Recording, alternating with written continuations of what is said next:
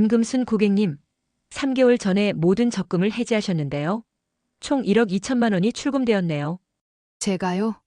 그런 적 없어요. 여기 보시면 해지 신청서와 도장, 신분증 사본 가져오셔서 해약하셨어요. 대리인이 하셨네요. 제 땅은요? 남편이 물려준 양평 땅이 있는데요. 그 땅은 3억 원 담보대출이 잡혔네요. 여행에서 돌아오니 며느리가 집을 팔아버렸고 저를 요양원에 보낼 계획이었습니다. 저는 며느리가 가장 아끼는 것을 빼앗기로 했습니다. 여러분의 구독과 좋아요는 영상 제작에 큰 힘이 됩니다. 저는 올해 72, 임금순이라고 합니다. 평생을 아끼고 모아 아들 내외와 손녀에게 더 나은 삶을 물려주려 했던 평범한 어머니였습니다. 적어도 한 달 전까지는 그랬습니다. 어머니, 오랜만에 친구분들이랑 여행 한번 다녀오세요. 평생 저희 뒷바라지하느라 고생하셨는데 이제는 어머니 인생도 즐기셔야죠. 며느리 미나의 말에 처음에는 의심이 갔습니다. 20년 동안 단 하루도 저를 편하게 대한 적 없던 며느리가 갑자기 제주도 여행을 권한다니 말입니다. 하지만 제 오랜 친구들도 함께 가자고 하니 거절할 이유가 없었습니다. 엄마, 다녀오세요. 걱정 말고 푹 쉬다 오세요. 아들 민석의 눈빛에서 무언가 불안한 기색이 보였지만 저는 그저 아들이 사업 실패로 힘들어한다고만 생각했습니다. 제 통장에서 돈이 자꾸 빠져나가는 것도, 제 도장이 서랍에서 종종 사라지는 것도 그저 나이 들어 깜빡하는 탓이라 여겼습니다. 할머니, 나 유학 가면 선물 많이 사올게요. 손녀의 말에 저는 그저 웃어 넘겼습니다. 유학이라니 아들 형편으로는 어림도 없는 이야기였으니까요. 하지만 그 말의 의미를 그때는 알지 못했습니다. 제주도에서의 한 달은 꿈같이 행복했습니다. 오랜 친구들과 푸른 바다를 보며 지나온 인생을 돌아보고 삶의 여유를 만끽했습니다. 하지만 그 행복은 집으로 돌아오는 순간 악몽으로 변했습니다. 죄송합니다만 여기는 저희 집인데요. 보름 전에 이 집을 사서 이사 왔어요. 낯선 남자가 제 집 앞을 가로막고 서 있었습니다. 처음에는 집을 잘못 찾아왔나 싶었습니다. 하지만 분명 제가 30년 동안 살아온 집이었습니다. 문패만 바뀌어 있을 뿐. 무슨 소리예요? 이건 제 집이에요. 혹시 박민석 씨 어머님 되세요? 박 씨가 집을 판다고 해서 저희가 샀어요. 합법적으로요. 그 순간 온 세상이 무너져 내렸습니다. 제 다리가 후들거려 그 자리에 주저앉고 말았습니다. 아들과 며느리는 전화를 받지 않았고 새 집 주인은 불편한 표정으로 저를 바라보기만 했습니다. 저희 이사 올 때 남은 짐은 없었는데요. 그래도 한번 보시겠어요? 떨리는 다리로 낯선 집 안으로 들어가 보니 정말 제 물건들은 하나도 보이지 않았습니다. 30년 동안 모아온 추억들, 남편의 유품들, 심지어 제 옷가지까지 모두 사라졌습니다. 저는 그저 멍하니 그 집을 나와 길거리에 서 있었습니다. 날은 어두워지고 비가 내리기 시작했습니다. 72년 인생에서 처음으로 집이 없는 노숙자가 된 기분이었습니다. 다행히 근처에 사는 이웃이 저를 발견하고 자신의 집으로 데려갔습니다. 그날 밤 저는 결심했습니다. 이대로 무너지지 않겠다고.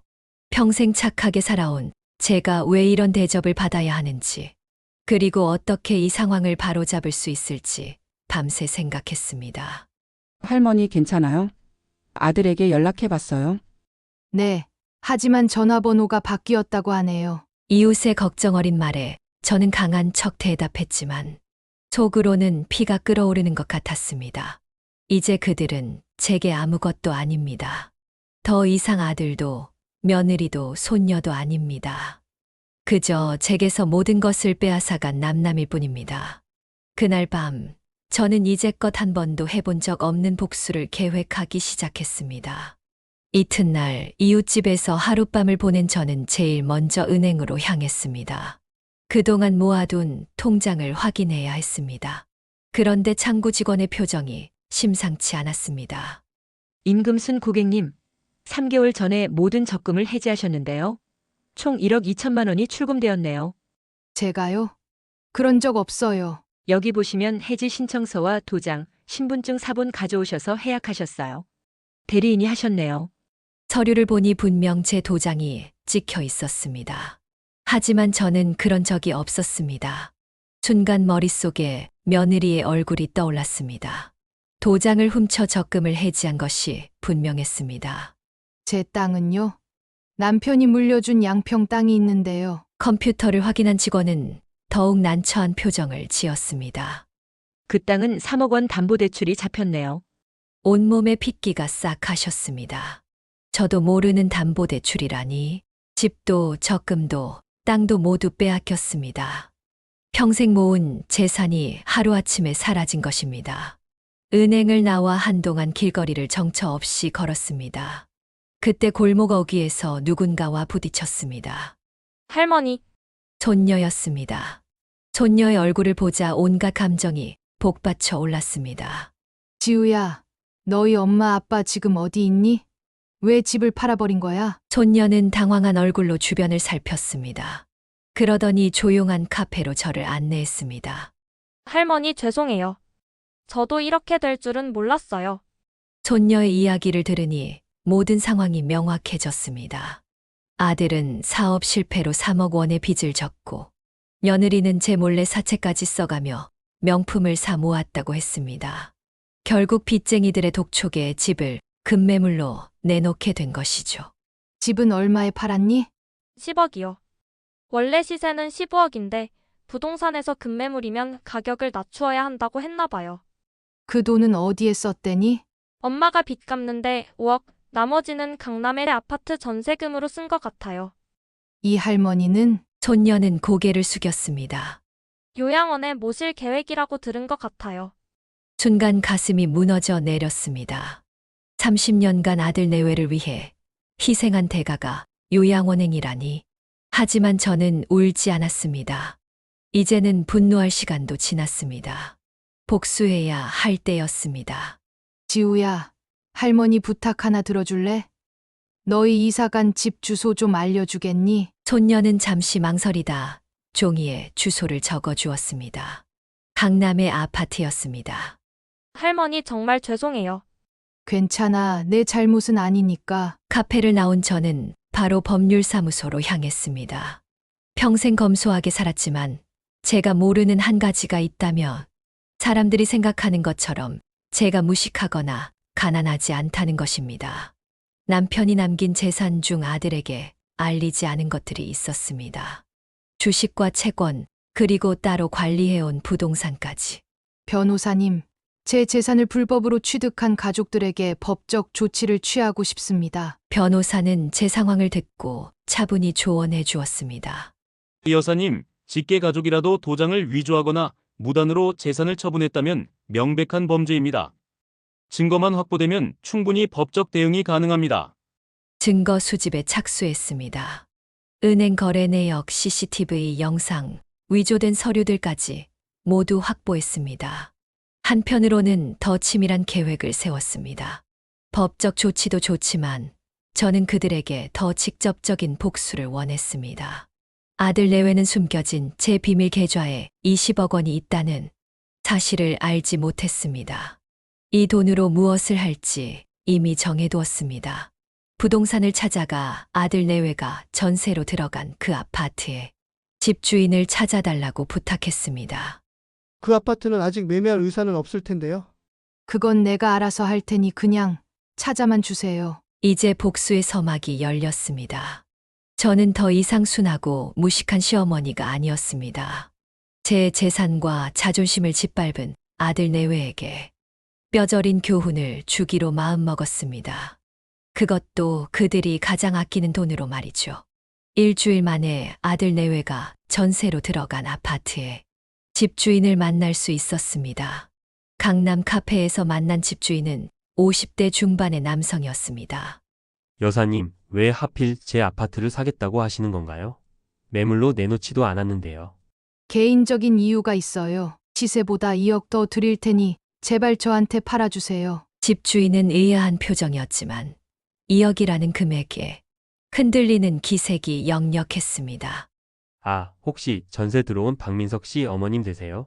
제 표정이 굳어지는 것을 보고 그는 상황을 눈치챈 듯 했습니다. 소문 들었습니다. 아들이 어머님 집 팔아서 강남으로 왔다고요? 그래서 이렇게 복수하시려는 건가요? 복수라뇨. 그저 투자지요. 전 아들도 며느리도 없습니다. 제 단호한 태도에 집주인은 더 이상 묻지 않았습니다. 결국 그는 제안을 받아들였고 2주 후 아파트 소유권은 제 명의로 이전되었습니다. 아들 내외는 이 사실을 전혀 알지 못했습니다. 가족에게 버림받고 홀로 외로운 생활을 버티며 2년이라는 시간을 보냈습니다. 저는 아들이 일하는 회사를 찾아갔습니다. 로비에서 기다리고 있으니 퇴근 시간에 아들이 나왔습니다. 제가 앉아 있는 것을 보고 얼굴이 하얗게 변했습니다. 엄마, 그래. 잘 지냈니? 엄마. 그건 제가 설명할 수 있어요. 그땐 그게 너무 급해서. 저는 손을 들어 그의 말을 막았습니다. 설명할 필요 없다. 내 집 팔아 강남에 사는 기분이 어떠니? 엄마, 정말 죄송해요. 그땐 빚 때문에 어쩔 수 없었어요. 빚. 내 아내의 명품백 값이 빚이더냐? 내 적금 1억 2천을 빼간 것도, 내 땅에 담보대출 받은 것도 빚 때문이었니? 아들은 충격받은 표정이었습니다. 아마도 며느리가 저지른 일들을 모두 알지는 못했나 봅니다. 적금이요. 담보대출은 또 무슨 말이세요? 이제 와서 모르는 척하지 마라. 집 팔아 이사가고 날 요양원에 보낼 작정이었다며? 아들의 눈에서 눈물이 흘렀습니다. 하지만 저는 더 이상 그의 눈물에 마음이 약해지지 않았습니다. 엄마, 정말 후회하고 있어요. 아내가 그렇게 하자고 했어요. 저는 그냥 따랐다. 내 어미보다 내 아내가 더 중요했던 거지. 아들은 고개를 숙인 채 아무 말도 하지 못했습니다. 지금 살고 있는 집 전세금은 얼마니? 5억이요. 그래. 계약 만료일이 언제지? 다음 달 말인데. 왜요? 그냥 물어본 것뿐이다. 가봐라. 아들이 떠난 후 저는 법률사무소로 향했습니다. 며느리가 제 도장을 위조해 적금을 해지하고 제 땅에 담보대출을 받은 증거를 모두 경찰에 제출했습니다. 또한 집을 살 때 제가 낸 돈이라는 증거도 제출했습니다. 한 달 후 전세 계약 만료일이 다가왔습니다. 그동안 경찰 조사가 진행되었고 며느리는 사기 혐의로 조사를 받았습니다. 하지만 제 진짜 복수는 이제 시작이었습니다. 계약 만료일 아침 저는 아들네가 사는 아파트 문 앞에 서 있었습니다. 초인종을 누르자 며느리가 문을 열었습니다. 어머니? 그래. 오랜만이구나. 여긴 어떻게 알고 오셨어요? 제가 가방에서 서류를 꺼내 보이자 며느리는 어리둥절한 표정이었습니다. 이게 무슨 서류예요? 이 아파트의 새 집주인이 누군지 궁금하지 않니? 그때 아들이 나왔습니다. 그의 얼굴은 창백했습니다. 엄마, 오셨어요? 그래. 새 집주인으로서 집 구경이나 할까 해서 왔다. 며느리의 표정이 경악으로 바뀌었습니다. 집주인이라뇨? 어머니가요? 그래. 내가 이 아파트 샀다. 너희가 전세로 살고 있는 이 집 말이야. 아들과 며느리는 서로를 바라보며 충격에 빠졌습니다. 저는 조용히 거실로 들어가 소파에 앉았습니다. 잠시 앉아도 되겠지? 내 집인데. 이제 그들의 운명은 제 손에 달려 있었습니다. 제가 빼앗긴 것처럼 그들도 모든 것을 잃게 될 순간이 왔습니다. 거실 소파에 앉은 저를 아들과 며느리는 믿을 수 없다는 표정으로 바라보고 있었습니다. 어머니, 이게 무슨 말씀이세요? 농담이시죠? 어떻게 이 아파트를 사셨다는 거예요? 며느리가 떨리는 목소리로 물었습니다. 농담. 내 말이 농담처럼 들리니? 이게 아파트 매매 계약서다. 보고 싶니? 서류를 내밀자 며느리는 황급히 가져가 확인했습니다. 그녀의 얼굴이 점점 하얗게 변해갔습니다. 이럴 수가. 어머니한테 어떻게 이런 돈이? 내가 무식하고 가난한 시골 노인인 줄 알았겠지. 그래서 내 집을 팔고 내 통장에서 돈을 빼가고 내 땅을 담보로 대출까지 받아 챙기고. 며느리는 말문이 막힌 채 남편을 바라보았습니다. 아들은 고개를 푹 숙인 채 침묵했습니다. 전세 계약이 오늘 만료인데 어떡하지? 전세금은 돌려줄 수 없는데. 네? 무슨 말씀이세요? 며느리가 소리쳤습니다. 내 집 팔아 빼앗아간 돈 10억과 통장에서 현금 빼가고 대출금 받아 챙긴 거 5억. 내가 받아야 할 돈이 총 15억이구나. 너희 전세금이 5억이니 아직 10억이 부족하네. 아들이 마침내 입을 열었습니다. 엄마, 우리가 잘못했어요. 당장 이사를 가야 하는데 그 전세금이 우리 전 재산이에요. 저희는 어떡해요? 너무하세요. 너무하다고? 내 집에서 쫓겨날 때 난 어땠을 것 같니? 내 모든 것을 잃고 길거리에 나 앉았을 때 기분이 어땠을 것 같아? 잠시 침묵이 감돌았습니다. 저는 천천히 일어나 창가로 걸어갔습니다. 이제 이 집은 내 거야. 오늘 자정까지 모든 짐을 빼. 전세금은 돌려줄 수 없어. 어머니, 그럼 저희는 어디로 가란 말입니까? 빚 갚느라 다른 돈이 없어요. 며느리가 울부짖었습니다. 그건 너희들 문제지. 내가 길거리에 나 앉았을 때 너희는 날 찾아보지도 않았잖니? 며느리는 갑자기 남편을 향해 소리쳤습니다. 이게 다 당신 때문이야. 계약서에 사인할 때 꼼꼼히 확인했어야지. 이제 우리 어떻게 살아? 아들은 며느리를 보며 쓸쓸히 웃었습니다. 내 탓. 누가 엄마 통장에서 돈을 빼갔지? 누가 엄마 땅의 대출을 받았지? 이제 와서 내 탓이라고? 두 사람의 다툼을 지켜보던 저는 문 쪽으로 향했습니다. 잊지 마, 자정까지야. 그리고 경찰에서 연락 올 거다. 내 도장 위조해서 적금 해지한 것. 내 땅에 무단으로 담보대출 받은 것 때문에. 며느리의 얼굴이 공포로 일그러졌습니다. 아들은 무력하게 소파에 주저앉았습니다. 일주일 후 저는 제 새 아파트로 이사했습니다. 같은 건물 다른 호수였죠. 아들 내외는 짐을 꾸려 어디론가 떠났습니다. 나중에 들으니 지방의 작은 월세방으로 갔다고 하더군요. 며느리는 사기 혐의로 기소되어 재판을 기다리고 있었습니다. 한 달이 지난 어느 날 문 앞에 손녀가 찾아왔습니다. 할머니, 지우구나. 어쩐 일이냐? 손녀는 망설이다 조심스레 들어왔습니다. 할머니 엄마 아빠 때문에 할머니께 죄송해요.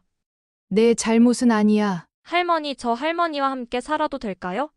부모님은 이제 각자의 길을 가기로 했어요. 아들 내외가 이혼한다는 소식이었습니다. 저는 잠시 생각하다 고개를 끄덕였습니다. 함께 살자 대신 한 가지 약속해라. 뭔데요? 돈만 밝히는 사람이 되어서는 안 돼. 가족보다 돈을 택하면 결국 둘 다 잃게 된다는 걸 배우렴. 손녀는 눈물을 흘리며 고개를 끄덕였습니다. 그로부터 1년 후 저는 제 경험을 책으로 썼습니다.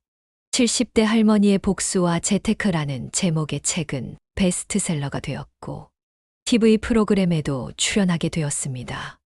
여사님, 이렇게 자식에게 복수를 결심하게 된 계기가 무엇인가요? 저는 인터뷰의 질문에 대답했습니다. 가족이라는 이름으로 노인의 재산을 빼앗는 일이 너무 많습니다. 제 이야기가 많은 노인분들께 경각심을 주었으면 합니다. 가족이라도 재산은 철저히 지켜야 해요. 제 인터뷰는 큰 반향을 일으켰고 비슷한 경험을 한 많은 노인들이 연락해 왔습니다. 저는 그들에게 재산관리법을 가르치는 작은 학원을 열었습니다. 학원 개강 첫날 수강생 중에 낯익은 얼굴이 보였습니다. 검은 모자와 선글라스로 얼굴을 가리고 있었지만 며느리라는 걸 알았습니다. 강의가 끝나고 모두 떠난 후 저는 며느리에게 다가갔습니다. 돈 관리하는 법을 배우러 왔나요? 며느리는 깜짝 놀라 고개를 들었습니다. 어머님. 이제 와서 배우려고? 좀 늦었지만 괜찮아. 인생은 기니까. 며느리는 한동안 말을 잇지 못했습니다. 그녀의 눈에서 눈물이 흘렀습니다. 어머니, 정말 죄송했어요. 제가 너무 어리석었어요. 저는 그녀의 어깨에 가볍게 손을 얹었습니다. 과거는 잊자. 앞으로 어떻게 살 건지가 중요하지. 그날 이후 며느리는 꾸준히 제 강의를 들었고 아들도 가끔 연락해 왔습니다. 완전한 용서는 아직 이르지만 시간이 모든 상처를 치유할 수 있을지도 모르겠습니다. 제 복수는 끝났습니다. 하지만 그 과정에서 깨달은 것이 있습니다. 돈보다 중요한 것은 서로에 대한 신뢰와 존중이라는 것. 이제 저는 제2의 인생을 살고 있습니다. 더 이상 누군가의 어머니나 시어머니가 아닌 임금순이라는 한 사람으로서 말입니다. 무료 버튼인 구독과 좋아요, 알림 설정해 주시면 더 좋은 이야기로 찾아뵙겠습니다.